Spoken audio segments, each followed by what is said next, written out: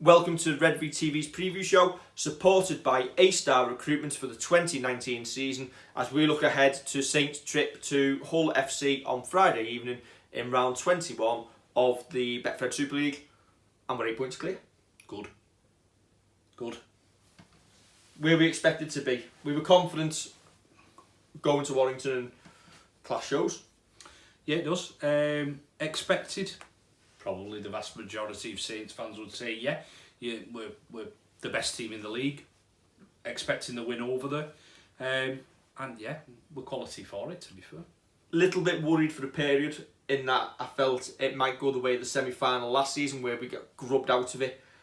A lot of relying on, slowing the play of the ball down. That seems potentially the only way you can beat this Saints side. Well, I said in the tweets and on the instant fan reaction that if Saints stopped trying to score off every set, we'd win the game, because we'd settle down, we'd let the attack do its thing. And I think we tried that at the first couple of sets in the second half, didn't we? But we then got back to the doing what we do best, and eventually it shows. I think one of the things that surprised me with Warrington was how many times they kicked a penalty. We go back to that semi-final where we kicked drop goals, penalties, and I think we took a penalty and I said up in the West Stand, what are we doing? Why are we not running this? And if they're taking 3 penalties and not running one of them at you, surely you get everybody behind the sticks, or you have a little word and go, these don't fancy it here. Yeah. I mean, they scored one try off a short kick-off, and they didn't create... Free play, wasn't it? Exactly, and they didn't create anything else. So I don't think they really fancied breaking us down of the night. And we've said it in the past, Saints will always score 20 plus points. Yeah. You cannot take the attitude of just putting 2 points a time on the board if Saints are in the mood that we've been in for the past couple of weeks. But if they want to try them tactics next time we play them. If Hull want to try them on Friday, I'm quite happy for Hull too. Because I think that this one arguably could be tougher. Yeah, well, it could be. Mm-hmm. But it's Jekyll and Hyde, isn't it? Yeah, Hull... it's whether Lee Radford's Lee Radford or he's Biff Tannen for the evening. I bet he's got his nice pair of shoes on. I bet he's not got his almanac with the score. The scoring. Because if you knew that, he'd change a few things the way they've played a few times this season. That's it. They've gone over to Catalan and absolutely banned Jordan. But then at Magic Weekend, they get turned over by Huddersfield by 55 points to 2. You just don't know which Hull team you're getting. And I know they've named a strong squad, to be fair to them.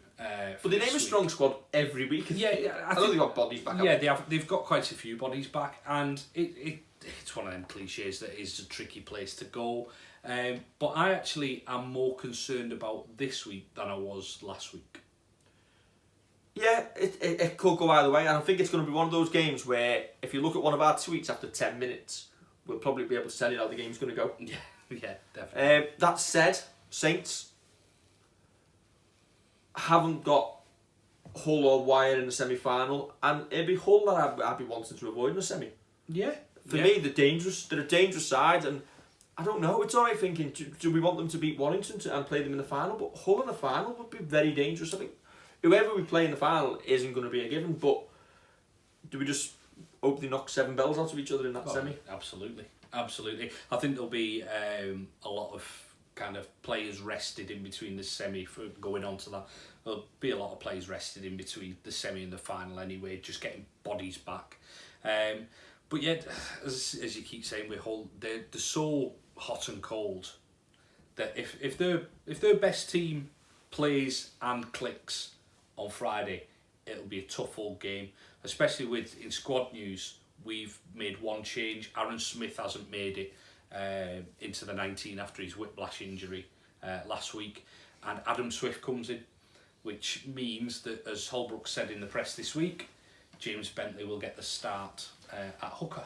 Do you know what? I'd actually like to see Adam Swift in the 17 this week, because obviously next season he's going to Hull, his new side. They've re-signed Ratu Nalago, and on the other wing, Fanua, from however you want to say it. He's coming.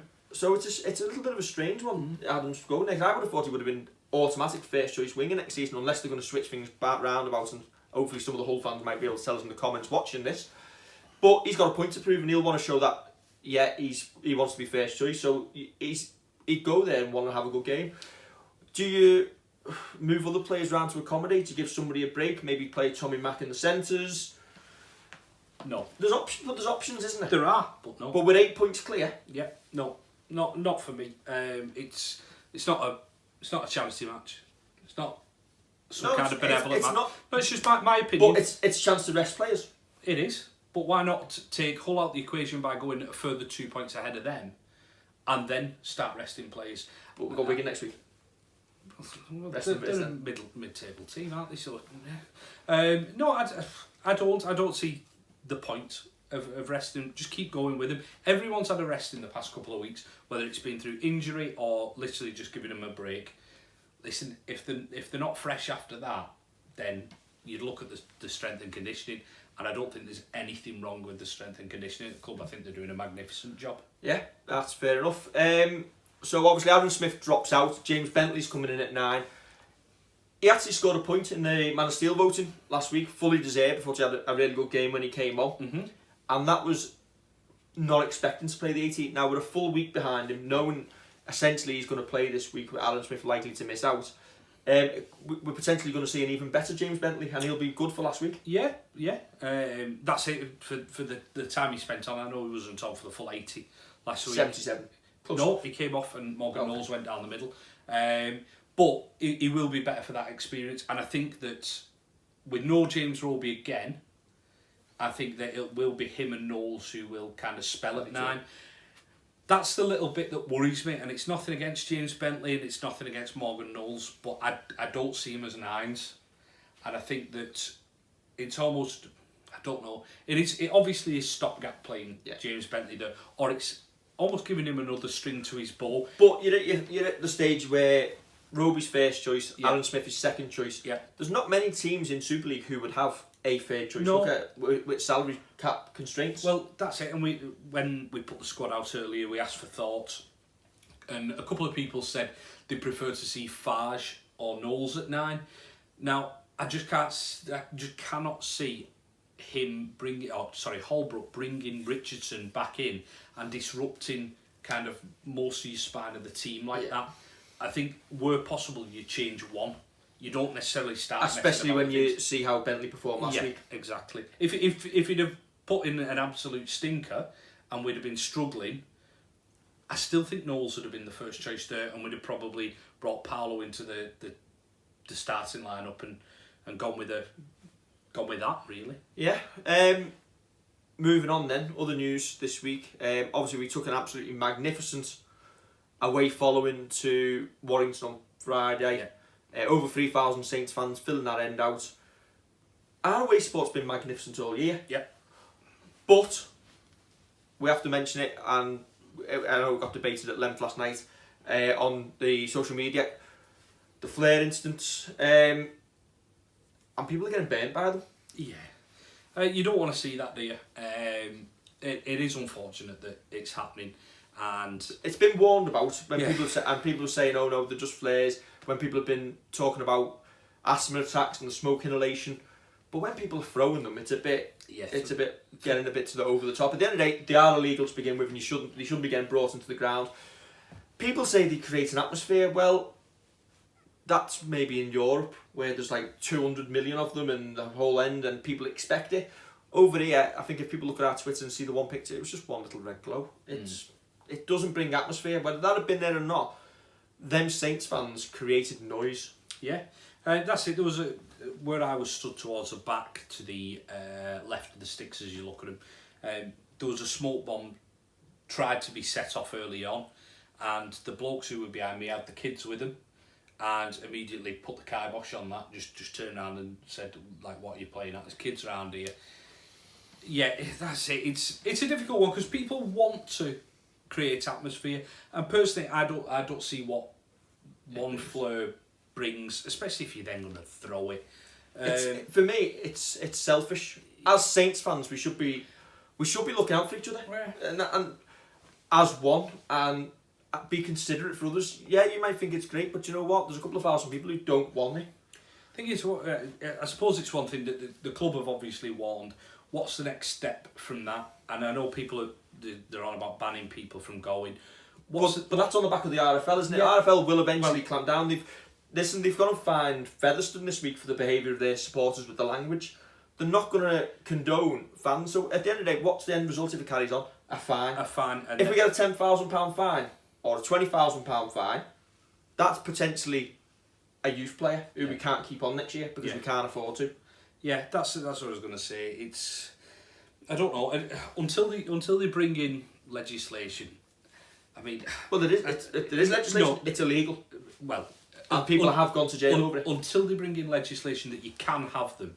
Yeah, you'd almost urge people just to leave them at all and just get on with it, enjoying yourself. The fleurs, as I say, for me, I don't see the point in them. Not when it's one. Might as well take a box of candles. But yeah, do you know what? We're meant to be supposedly a family sport. Now, if you can't take your kids and stand at the back because of smoke, you take them halfway down the stand and they're getting beer thrown at them, missiles. And we can all say it's in the act of scoring, but we've been in plenty of ends to Scaff, everywhere else where people have beers. You jump up and down, beer gets spilled. It doesn't get launched 20 rows down. It's too expensive. I want to drink it. I'm not wasting ale. You're not wasting ale. But yeah, it's unfortunate. If I was the club, I wouldn't have given warning that they're going to be watched because they'll just be clamped down on for a few weeks.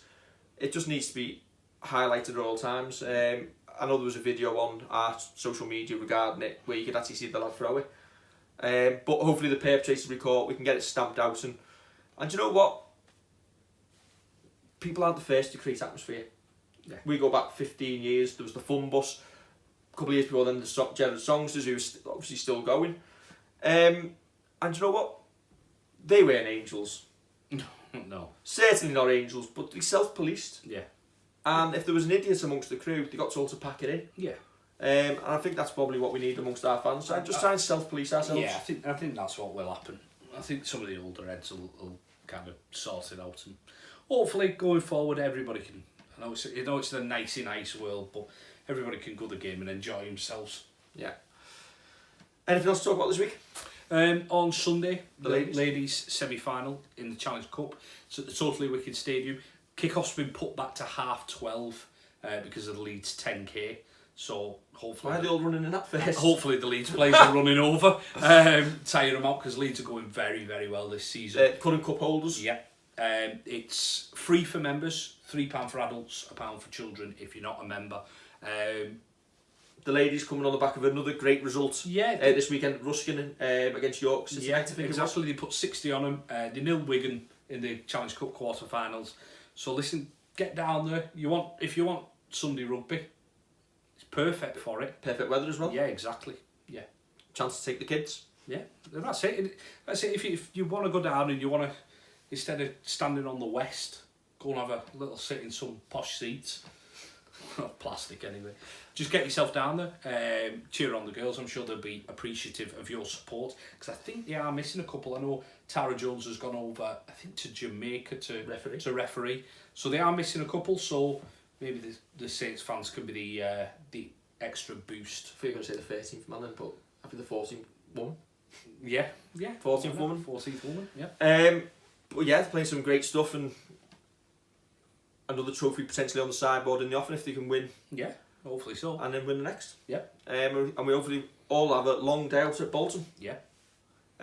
So yeah, you get down there. And I think that's roughly it, isn't it?